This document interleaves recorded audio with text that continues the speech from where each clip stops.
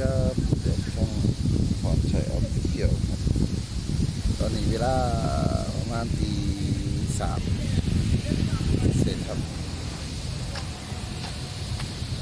หลังจากเสร็จงานครับมานั่งชิวๆครับแต่บ่ฮู้ว่าเพิ่นสิเฮ็ดอีหยังกันอยู่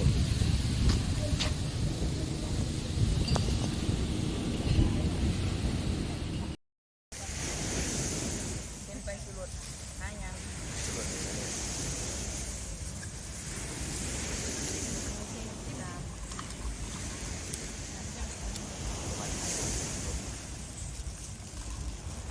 โอ้ยเนี่ย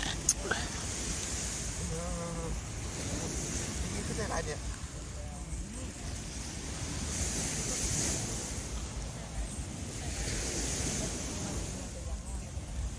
มันมีการท่อนไหนอยู่บ่ เท่าไหร่ ท่อนไหนอยู่บ่ เท่าไหร่น้ำตาลอยู่ไหนอ่ะ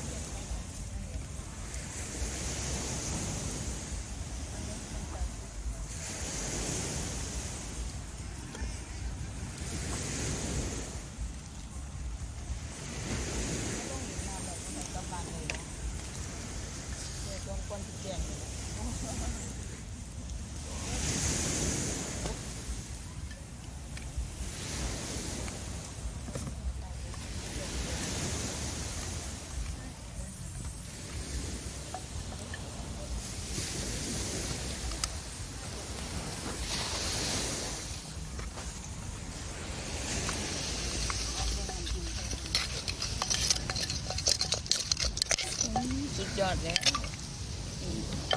ที่เราพันจำยังได้ที่น้ำไหล อันบ่เข้มกับหวานครับ เดี๋ยวมาทวง คิดว่าคนห้องสิเป็นคนกินนั่นว่าใส่สมแล้ว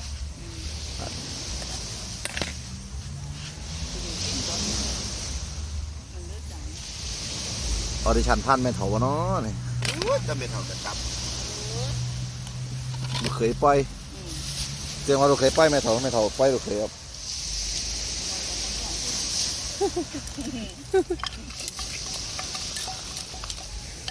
ใส่เส้นเลยไม่ต้องฉีด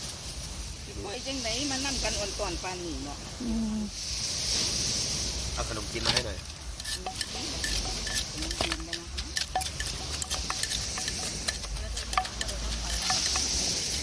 ไปเลยแม่พอ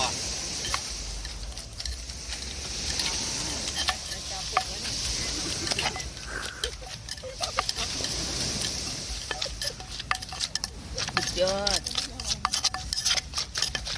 หอมมา โอเค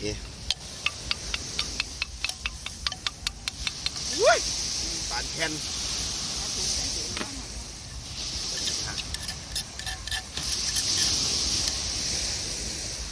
พักมาจะมาพักผมอยู่นี่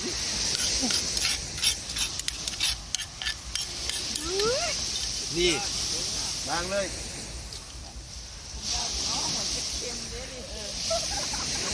ราคาคือกันอยู่อันนี้อาจจะเผ็ดนี่จะเผ็ดน้อยสลาเนาะ อยู่บ้านหักครับ แต่ปลาหนึ่งเข้มดีก็สีอะไรเนี่ยเลยอ่ะ ไม่กินไม่ได้คือแต่ว่ากินไม่ต้องกิน ใส่นมจีนก็พอดีเลยบอกคิดดี เฮ้ยฮะ บ่ทำนั่นเองปลาบ่ถ้าใส่น้ำตาลที่แม่ที่ไหนก็ที่ไหน